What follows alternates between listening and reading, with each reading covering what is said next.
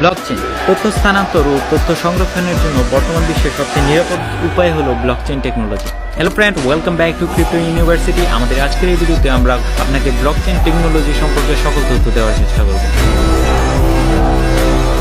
Blockchain হলো ব্লকের chain, যেমন একটি ব্লকের সাথে আরেকটি ব্লক সংযুক্ত করে এবং ওই ব্লকের সাথে আরো একটি ব্লকের সংযুক্ত করে যেমন চেইন আকারে তৈরি হয়, এটিকে ব্লকচেন বলে। এক একটি ব্লকের মধ্যে মূলত অনেকগুলো ইনফরমেশন থাকে, যেমন বিটকয়েন ব্লকচেনে মূলত ট্রানজেকশনের ইনফরমেশন থাকে। কে কাকে কত বিটকয়েন প্রদান করলো তা এই ব্লকচেনে সংরক্ষণ করা থাকে এবং কোন রকম খারাপ লোক বা হ্যাকার দ্বারা এই তথ্যগুলো পরিবর্তন করা প্রায় অসম্ভব, কারণ প্রতিটি ব্লকের একটি ইউনিক হ্যাশ থাকে। ধরুন হ্যাকার 2 নাম্বার ব্লকের তথ্য পরিবর্তন করেছে।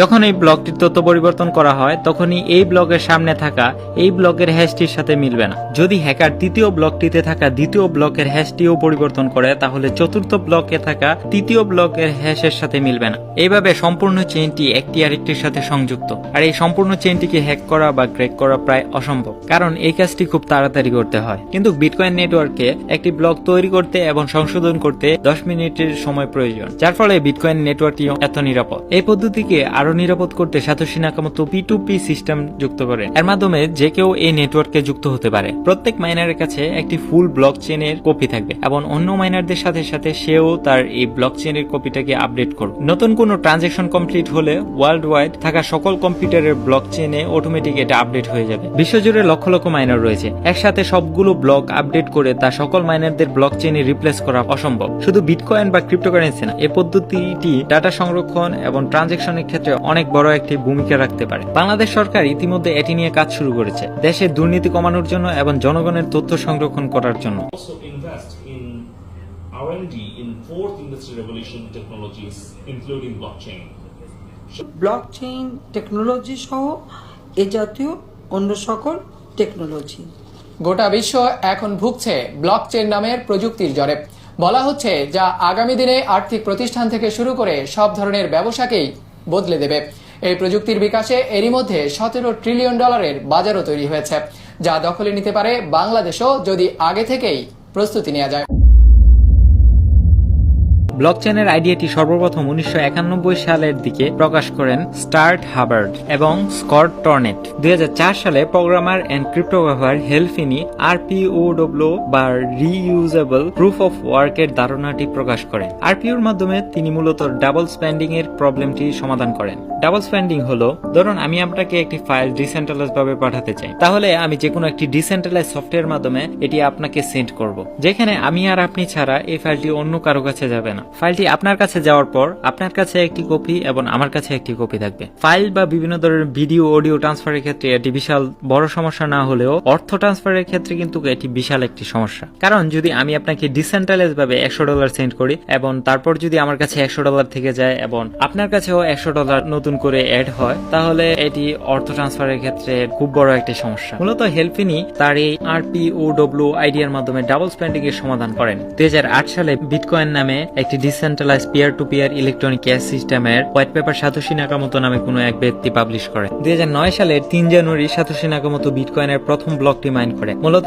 এর মাধ্যমে এই বিটকয়েনের যাত্রা শুরু হয়। 2013 সালে রাশিয়ান এক প্রোগ্রামার এবং বিটকয়েন ম্যাগাজিনের কো-ফাউন্ডার ভিট্রলিক বুট্রিন ডিস্ট্রিবিউশন কম্পিউটিং প্ল্যাটফর্ম বা স্মার্ট কন্ট্রাক্টের ধারণা নিয়ে আসে এবং ইথেরিয়াম ডেভেলপ করে। এর মাধ্যমে ইথেরিয়ামের মধ্যে অনেক ধরনের সফটওয়্যার এবং কন্ট্রাক্ট তৈরি করা সম্ভব, যা শুধুমাত্র ইথেরিয়াম ব্লকচেইনেই রান করবে। ব্লকচেইন টেকনোলজি ব্যবহার করে আরো অনেক ধরনের কাজ করা সম্ভব। বর্তমানে নেটওয়ার্ক সুরক্ষা এবং ডাটা ট্রান্সফারের ক্ষেত্রে ব্লকচেইন খুবই জনপ্রিয় হয়ে উঠেছে।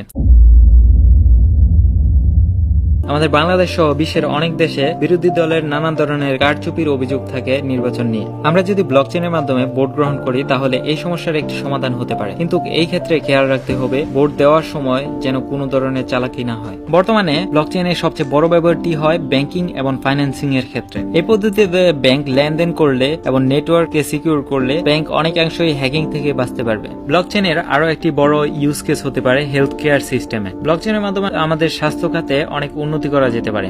যেমন প্রতিটি মানুষের শারীরিক সকল তথ্য যদি ব্লকচেনে স্টোর করা হয়, আপনি কয়বার ডাক্তারের কাছে গিয়েছেন এবং আপনার শরীরে আগে কোন কোন ধরনের অসুখ ছিল, এইসব তথ্য দেখলে ডাক্তার খুব তাড়াতাড়ি সিদ্ধান্ত নিতে পারবে এবং স্বাস্থ্য খাতের সকল ডাটা এই ব্লকচেনের মাধ্যমে স্টোর করা যেতে পারে। ব্লকচেনের আরো একটি অন্যতম প্রোডাক্ট হলো ডাটা স্টোর। ব্লকচেন দিয়ে যদি আপনি ডাটা স্টোর করেন, আপনার ডাটাটি অনেক নিরাপদ থাকবে এবং আপনার ডাটাটি স্থানান্তর করতে পারবেন খুব নিরাপদের মাধ্যমে। HHA-256 মানে হলো সিকিউর হ্যাশ অ্যালগরিদম 2। 2002 সালে ইউএস ন্যাশনাল সিকিউরিটি এজেন্সি সর্বপ্রথম HHA-256 অ্যালগরিদমটি তৈরি করে এবং 2004 সালে এটিকে লাইসেন্স ফ্রি করে দেওয়া হয় এবং এর 4 বছর পর 2008 সালে সাতোশি নাকামোতো এই অ্যালগরিদমটি ব্যবহার করে বিটকয়েনের লেনদেনের কথা উল্লেখ করেন তার বিটকয়েন হওয়ার ব্যাপারে। এই অ্যালগরিদমটি ব্যবহার করে গুগল, ফেসবুক সহ সকল ওয়েবসাইট আমাদের পাসওয়ার্ড সংরক্ষণ করে। আপনি যখন ফেসবুক অ্যাকাউন্ট ওপেন করেন তখন আপনি যে পাসওয়ার্ডটি প্রদান করেন তা থেকে একটি হ্যাশ তৈরি হয় এবং এই হ্যাশটি ফেসবুকের সার্ভারে সংরক্ষণ করা হয়। দ্বিতীয়বার লগ ইন করার জন্য যখন আপনি ফেসবুকে আপনার পাসওয়ার্ডটি প্রদান করেন তখন সেই পাসওয়ার্ড থেকে একটি হ্যাশ তৈরি হয় এবং এই হ্যাশটি ফেসবুকের সার্ভারে থাকা হ্যাশের সাথে যদি মেলে তাহলে আপনি আপনার অ্যাকাউন্টে অ্যাক্সেস করতে পারবেন। এখানে বলে রাখি, প্রতি শব্দ বা সংখ্যার এর জন্য আলাদা একটি হ্যাশ তৈরি হয়ে থাকে। মূলত হ্যাশটি 12 থেকে 16 ডিজিটের হয়ে থাকে। আপনি যদি সমস্ত বাংলাদেশের ইতিহাস লিখেও একটি হ্যাশে কনভার্ট করেন তাহলে সেই 12 থেকে 15 ডিজিটের হ্যাশ তৈরি হবে। আর এইখানে যদি নতুন করে একটি কমা বা দাড়িও দেওয়া হয় তাহলে সম্পূর্ণ হ্যাশটি চেঞ্জ হয়ে নতুন একটি হ্যাশ তৈরি হবে। এই পদ্ধতিটি ব্যবহার করা হয় বিটকয়েন ব্লকচেনে। বিটকয়েন ব্লকচেনে মূলত 3টি ইনফরমেশন থাকে। প্রথম থাকে হলো বিটকয়েনের ট্রানজাকশনের ডাটা এবং আগের ব্লকের হ্যাশ। তারপর এই ডাটা এবং হ্যাশ দিয়ে একটি নতুন হ্যাশ তৈরি করা হয় এই ব্লকের জন্য এবং এই হ্যাশটি সংরক্ষণ করা হয় সামনের ব্লকে। এই পদ্ধতিতে যদি কেউ কিছু পরিবর্তন করতে যায় তাহলে তাকে সম্পূর্ণ চেইনের ইনফরমেশন চেঞ্জ করতে হবে খুব অল্প সময়ের মধ্যে, যা করা প্রায় অসম্ভব।